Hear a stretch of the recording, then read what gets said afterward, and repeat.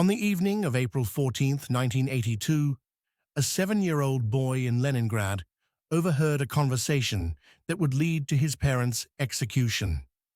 His name was Dmitry Kazakov. His father, Anatoly, was a mid-level engineer at a defense research facility in the city. His mother, Elena, taught literature at a local school. By all accounts, they were unremarkable Soviet citizens, the kind of family that kept their heads down, followed the rules, and avoided trouble.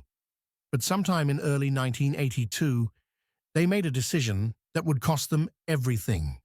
They decided to defect. The details of how they arrived at this decision are not entirely clear. What we do know is that Anatoly and Elena had been approved for a family vacation to Bulgaria in late May of that year. Bulgaria was part of the Eastern Bloc, a safe destination for Soviet citizens, and the approval process for such trips was routine. But the Kazakovs weren't planning to return. According to later interrogation records, they intended to cross into Yugoslavia while in Bulgaria, and from there make their way to Austria, where they hoped to claim asylum in the West. It was a plan that required absolute secrecy. Any leak, any suspicion, any indication that they were preparing to leave permanently would have been enough to trigger an investigation. And that's exactly what happened. Understanding why the Kazakovs wanted to leave requires understanding what life was like in the Soviet Union in 1982. This was the tail end of the Brezhnev era, a period historians refer to as the era of stagnation. The economy was struggling, consumer goods were scarce, and the ideological rigidity that had defined Soviet life for decades was beginning to feel suffocating to many citizens, particularly those with education and exposure to ideas beyond state propaganda.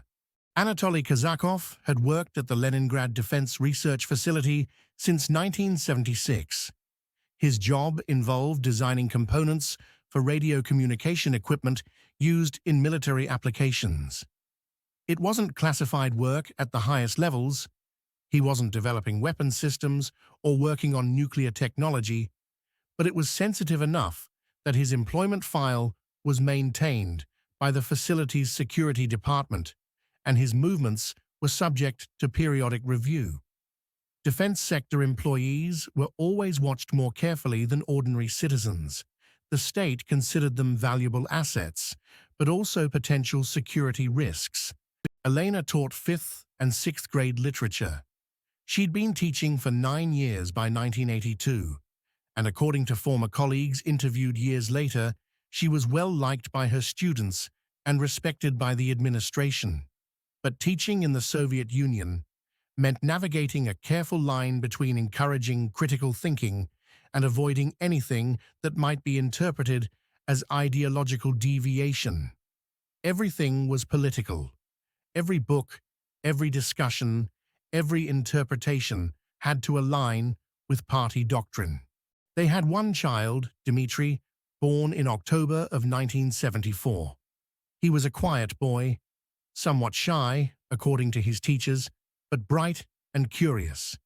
He attended school number 47 in the Frunzensky district, where his mother also taught, though not in his grade level.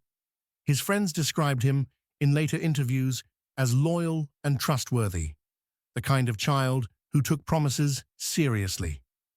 The Kazakovs lived in a standard Soviet apartment complex on Bukarestskaya Street, a concrete block structure built in the 1960s as part of Khrushchev's mass housing initiative. The apartment was small: 2 bedrooms, a narrow kitchen, a bathroom with unreliable hot water. It was typical for a family of 3 in Leningrad at the time. Their neighbors were a mix of workers, teachers, low-level bureaucrats, and pensioners. The walls were thin. Privacy was a luxury no one really had. Dmitri later told his grandmother, in one of the few conversations they had about that period, that he'd been listening at his parents' bedroom door when he heard them discussing the trip. He said he'd noticed something was different in the weeks leading up to that night. His parents had been tense, speaking in low voices that stopped when he entered the room. There had been long silences at dinner. His mother had been distracted, forgetting to ask him about school or check his homework. That night, he heard them talking about Bulgaria, about the vacation they'd been approved to take. But they weren't talking about sightseeing or beaches.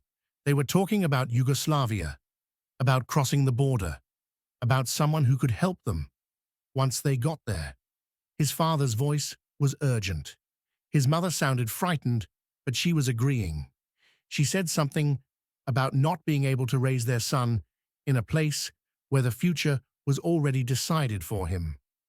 Dimmitri didn't understand everything they were saying, but he understood enough. They were talking about leaving and not coming back. They were talking about the West. His parents caught him listening. According to Dimmitri, his father pulled him into the room and told him very clearly that he needed to forget what he'd heard. His mother was crying. They made him promise not to tell anyone. They explained that it was just vacation talk, nothing serious, but that he absolutely could not repeat it. Not to his friends, not to his teachers, not to anyone. He promised.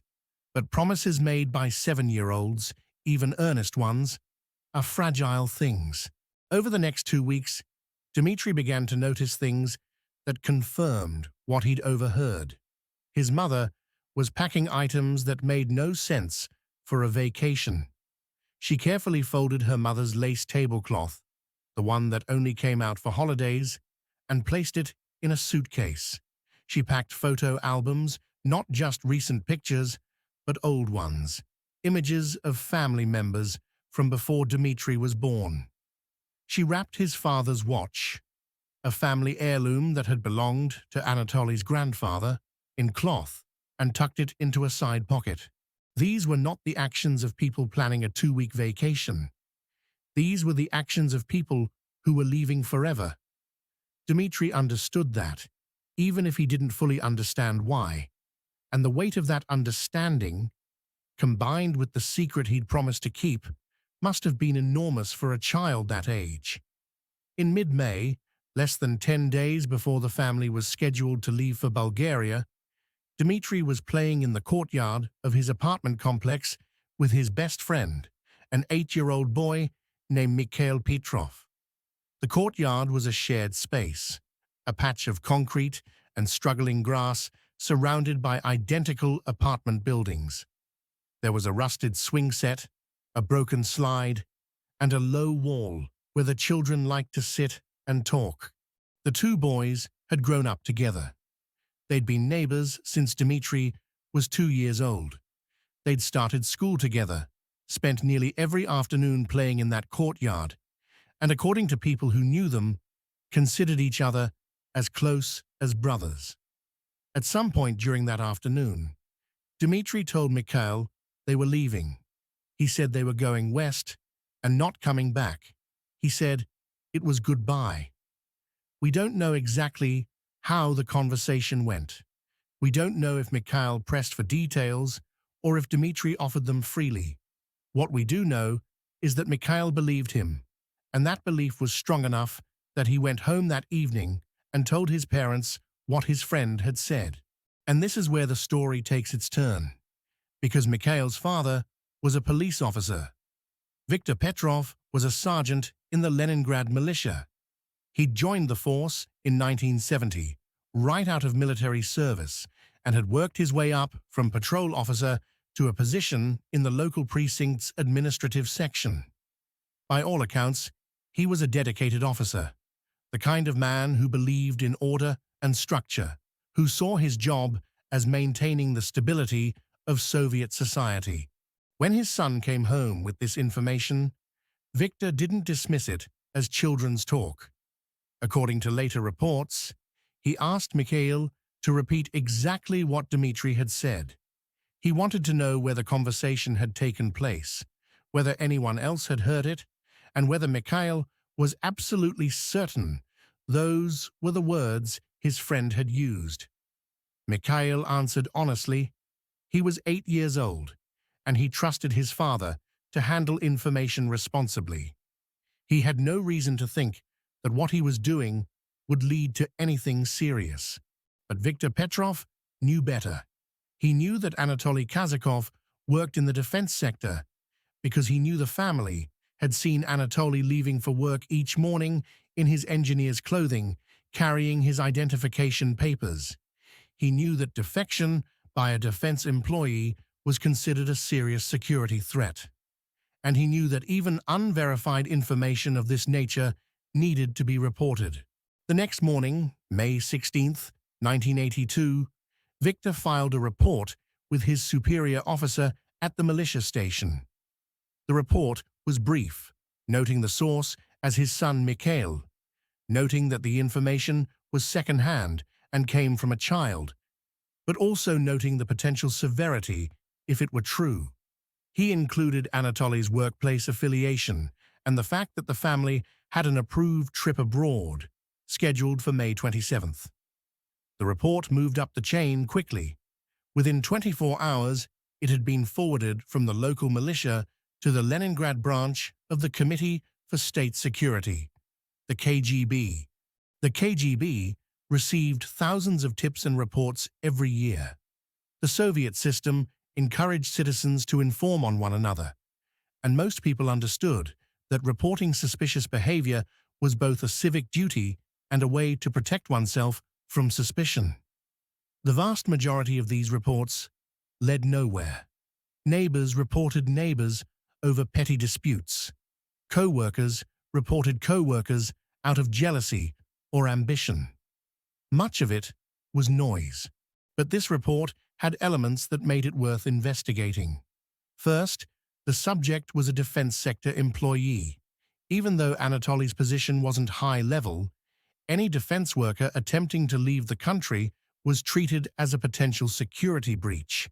The concern wasn't necessarily that Anatoly had access to critical secrets, he probably didn't, but rather that his defection might set a precedent, might embolden others, might suggest that the state's control was weakening. Second, the family had an approved foreign trip coming up. The timing was suspicious. If they were planning to defect, the window was narrow. But the third element was a problem. The source of the information was an 8-year-old child, and the child had heard it from a 7-year-old. That made the information inherently unreliable. Children misunderstood things, exaggerated things, made things up entirely. The KGB couldn't simply arrest Anatoly Kazakov based on a story passed between two children. They needed confirmation, they needed evidence, and they needed it quickly before the family left for Bulgaria. So, they initiated surveillance. The decision to surveil the Kazakov family would have been made at the level of the Leningrad KGB's Second Chief Directorate, which handled internal security and counterintelligence. A case file was opened, assigned the number 4788K, and officers were designated to monitor the family's activities. The surveillance operation that began on May 17th, 1982, was relatively standard for this type of case. Officers were assigned to watch the Kazakov apartment building, noting when Anatoly left for work and when he returned.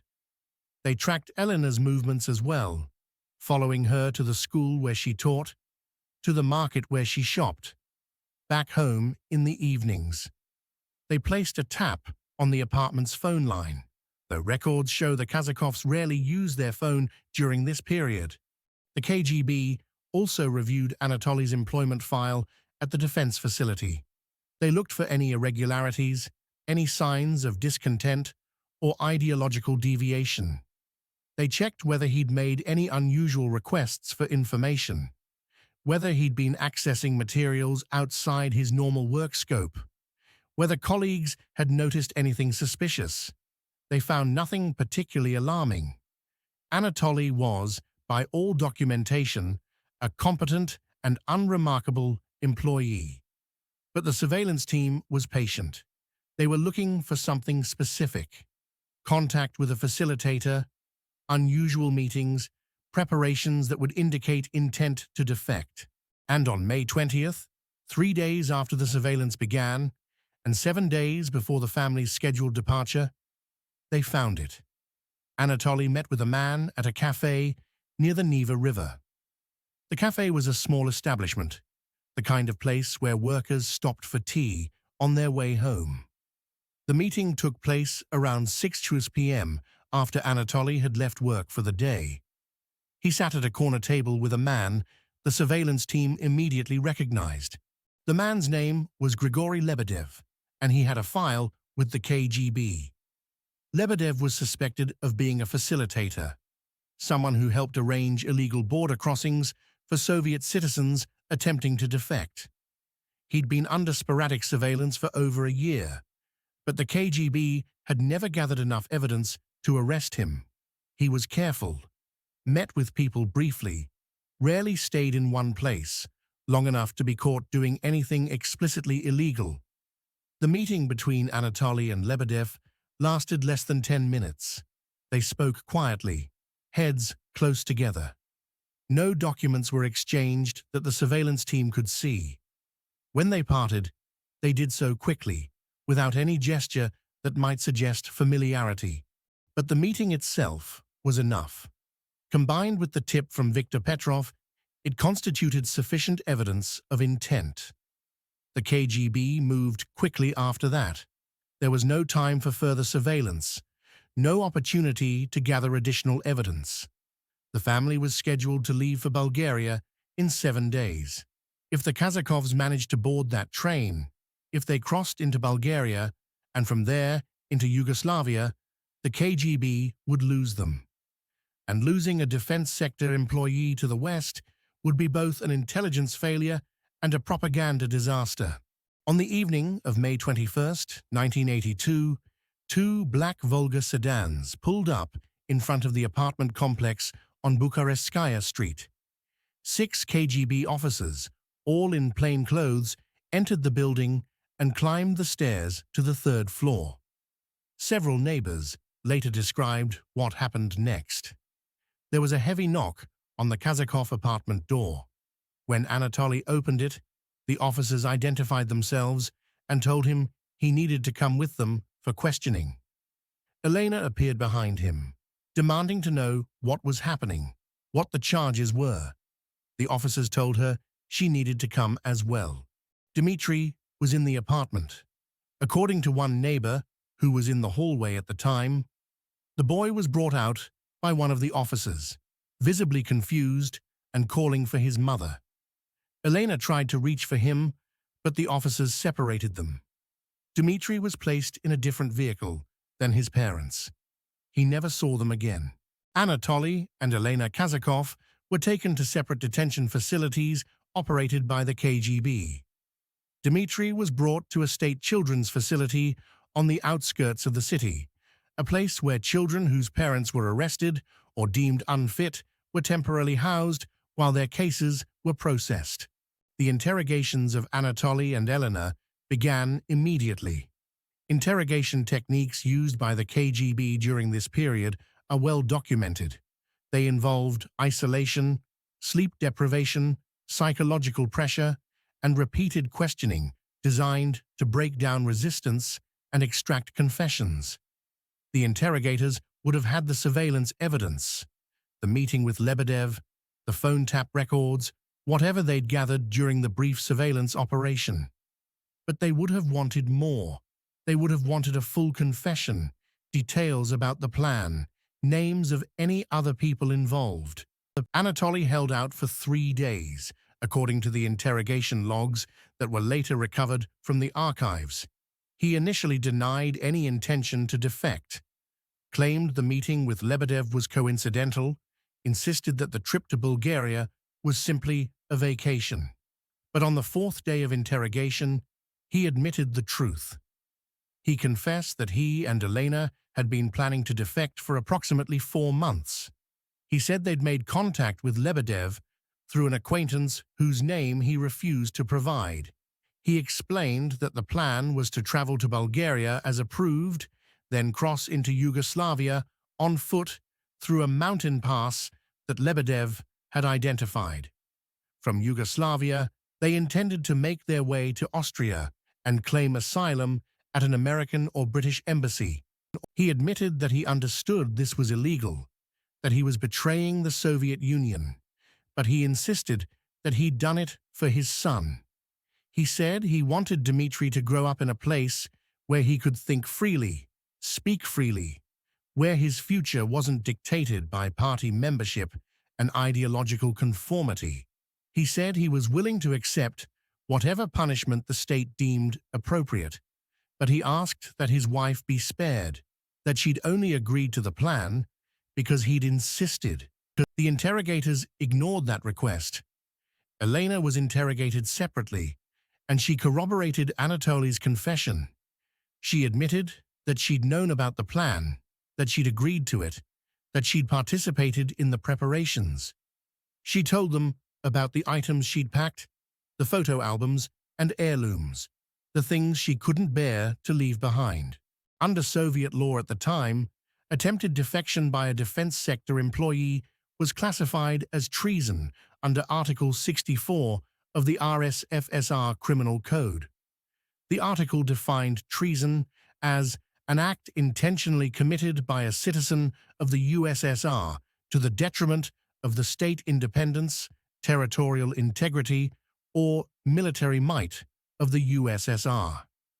Defection fell under this category, particularly when the individual had access to any kind of sensitive information or worked in a sector related to state security. The penalty for treason was death. There was no ambiguity in the law, no room for mitigating circumstances. Intent was sufficient for conviction.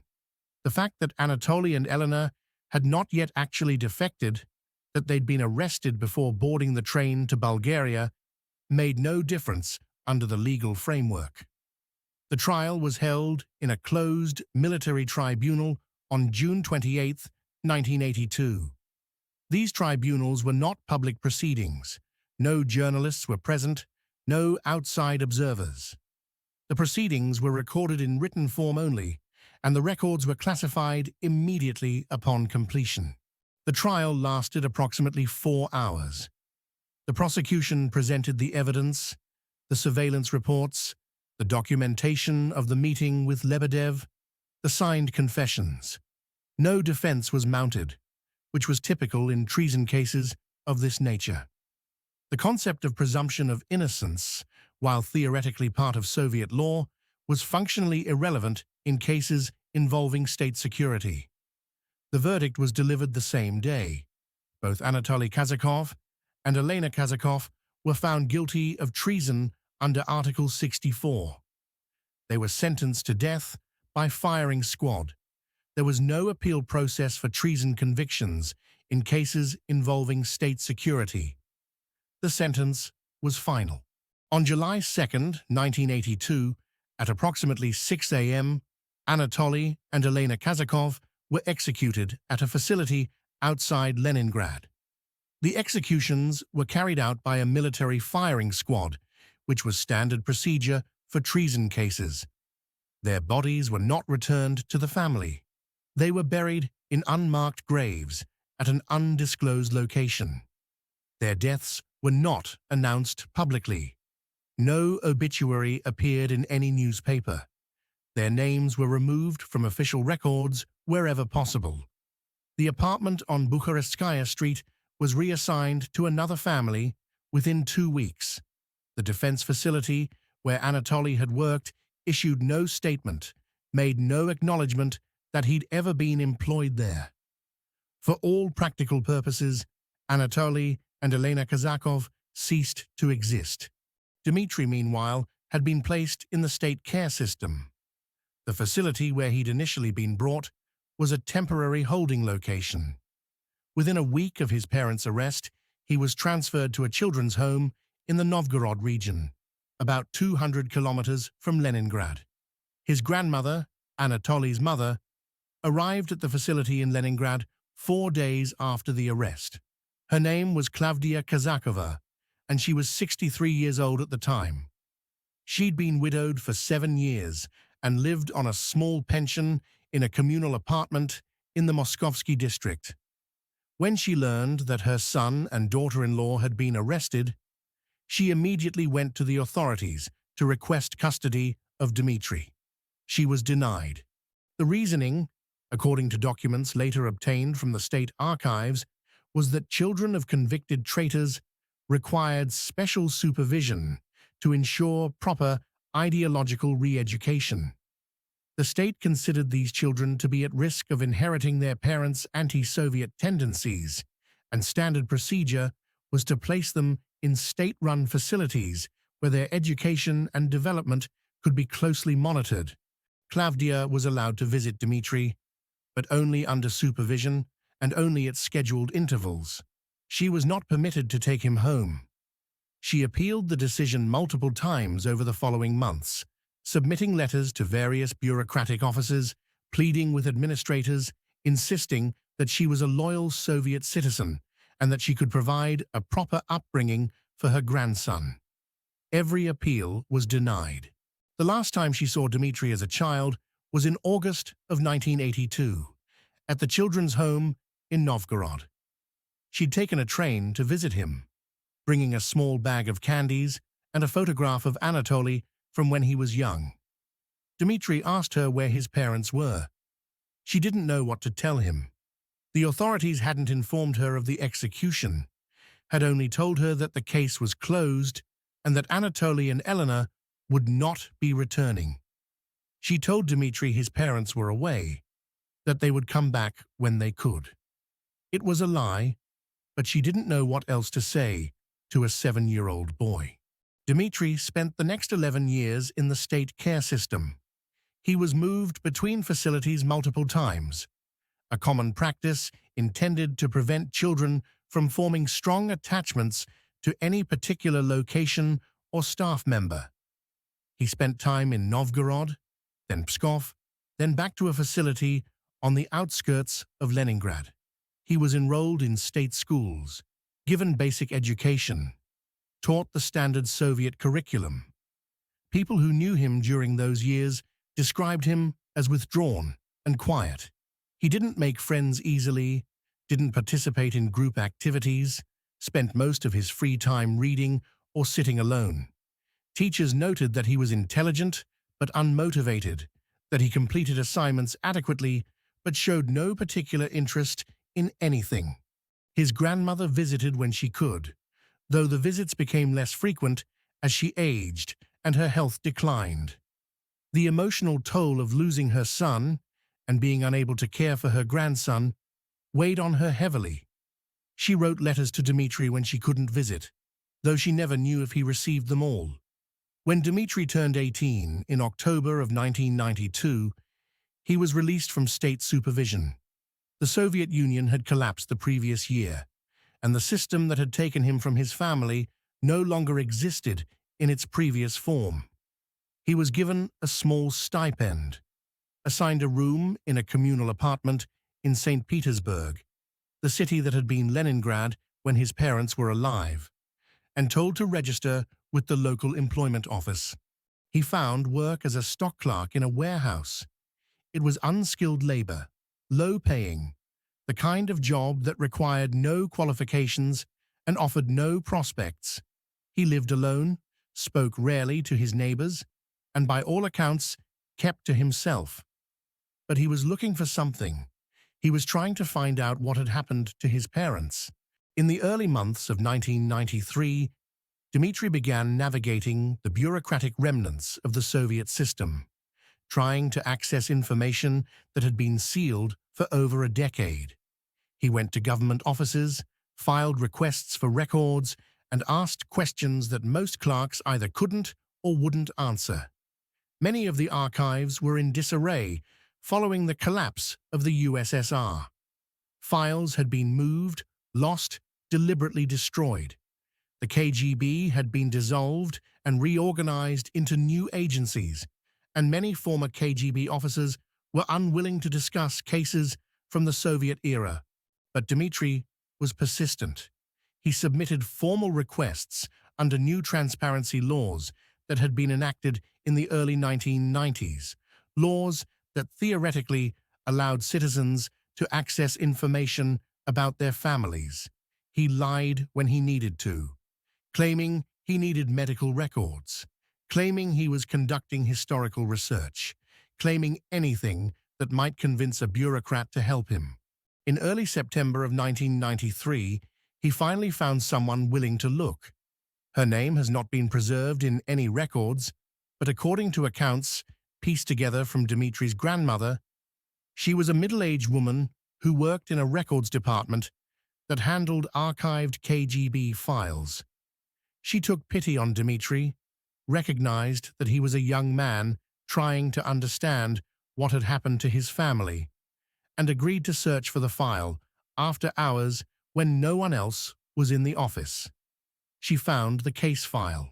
She told Dimmitri, as gently as she could, that his parents had been arrested in May of 1982, tried for treason, and executed in July of that same year. She showed him the dates, the charges, the verdict. She didn't show him the full file, much of it was still technically classified, but she gave him enough information to understand what had happened, and then she told him how the arrest had been initiated. She explained that the case had been triggered by a report filed by a militia officer named Viktor Petrov, whose source had been his 8-year-old son, Mikhail. She explained that Mikhail had heard the information from Dimmitri himself, that the tip had led to surveillance, that the surveillance had led to arrest. Dimmitri didn't need her to explain more. He remembered Mikhail. He remembered the afternoon in the courtyard, the conversation on the wall, the words he'd spoken. He understood, with complete and devastating clarity, what he had done. He left the records office and walked through the streets of St. Petersburg for hours. The city was still adjusting to its post-Soviet identity, the grand facades of the imperial era showing through the grime and neglect of decades. It was early fall, cold and grey, and Dimmitri walked without direction or purpose, replaying everything in his mind. He returned to his room that evening. He didn't eat. He sat at the small table and wrote a note. The note was brief. It explained what he'd learned that day, what his words had cost, and what that meant. He didn't blame Mikhail. He didn't blame Viktor Petrov. He didn't blame the KGB or the Soviet system. He blamed himself. He wrote that he'd killed his parents, that he'd destroyed his family, and that he couldn't live with that knowledge.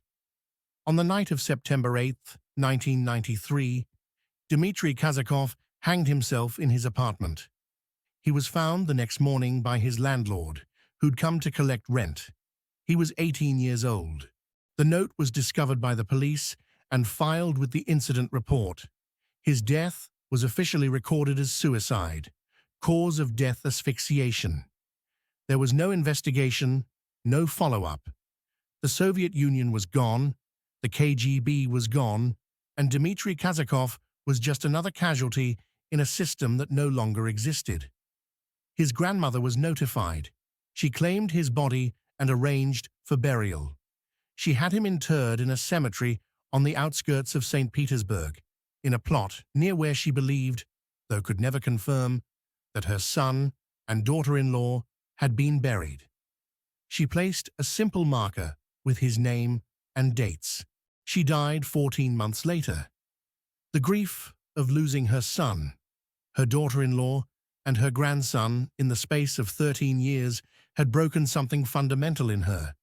She was 76 years old when she died, and according to neighbors, she'd spent her final year talking about Dimmitri constantly, wondering if she could have done something differently, if there had been some way to save him.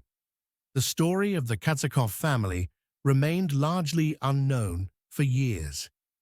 Case file 4788K sat in the archives, accessible only to researchers with specific clearance. It wasn't until the late 1990s, when a Russian journalist researching KGB cases from the 1980s came across the file, that the details began to emerge. The journalist, whose work was published in a small Russian historical journal in 1998, noted the tragic irony of the case, that a child's innocent words had triggered a chain of events that led to his parents' execution and ultimately his own death. The article was brief, less than 2,000 words, and it received little attention outside academic circles. But the Kazakov case represents something larger than one family's tragedy.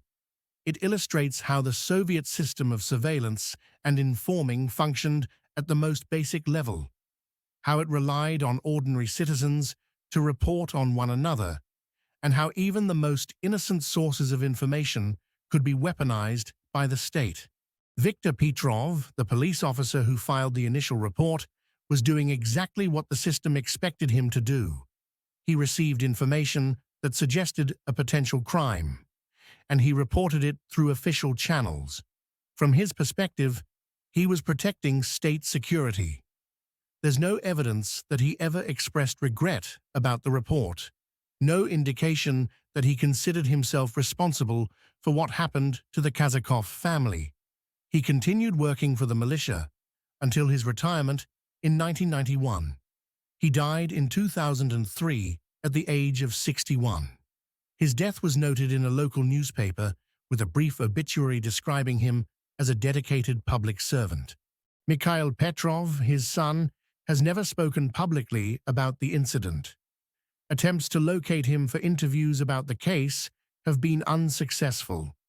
It's unknown whether he's aware of what happened to Dimmitri and his family, whether he carries any sense of responsibility or guilt, or whether he's chosen to simply move on from events that occurred when he was a child. The facilitator, Grigory Lebedev, was arrested in 1984 on unrelated charges and sentenced to 10 years in a labor camp. He was released in 1994 and disappeared from official records. His current status is unknown. The question of responsibility in cases like this is complicated because it requires us to pass blame among individuals who are all, to some degree, acting according to the logic of the system they lived in. Can a 7-year-old be held accountable for not understanding the consequences of his words? Can an 8-year-old be blamed for trusting his parent with information? Can a police officer be faulted for following the law as it was written? The answer, perhaps, is no. But that doesn't change the outcome. It doesn't bring back Anatoly and Elena Kazakov.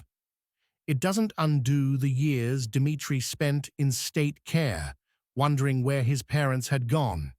It doesn't prevent the guilt that consumed him when he finally learned the truth. What the Kazakov case demonstrates is how totalitarian systems function, not through individual malice, but through the collective participation of ordinary people who believe they're doing the right thing. Viktor Petrov wasn't a villain. He was a man who believed in order, who thought he was protecting society. Mikhail wasn't malicious. He was a child who told his father something that seemed important. Even the KGB officers who conducted the surveillance and the interrogations were, in their own minds, protecting the Soviet Union from those who would betray it. But the system itself was designed to destroy anyone who attempted to step outside its control. It relied on fear, on surveillance, on the understanding that anyone could be watching, that any conversation could be reported, that any deviation from acceptable behavior could result in arrest. Anatoly and Elena Kazakov wanted a different life for their son. They wanted him to grow up in a place where he could speak freely, think freely, where his future wasn't predetermined by party loyalty and ideological conformity. They were willing to risk everything for that chance. But the system they sought to escape was pervasive, reaching into every aspect of life, turning even the innocent words of children into instruments of state control. By the time Dimmitri learned what his words had cost, the Soviet Union had collapsed. The KGB had been dissolved. The ideology that had justified his parents' execution had been discredited. But none of that mattered to him. His parents were still dead. His childhood had still been stolen. The guilt was still unbearable. In the years since the fall of the USSR, stories like the Kazakovs have emerged slowly from the archives. They're documented in historical journals, in academic studies, in the memoirs of survivors. They serve as reminders of what life was like under a system that valued control over freedom, ideology over humanity, the state over the individual. There is no memorial for the Kazakov family. Their names appear in no monument. Their story is known only to those who've researched KGB files from the 1980s. But their case, like thousands of others, represents the human cost of totalitarianism. The lives destroyed not by war or famine, but by a system that turned ordinary people into informants and ordinary conversations into evidence. Dimmitri Kazakov was 7 years old when he made a mistake. He was 18 when he died believing he'd killed his parents. And in between, he lost everything.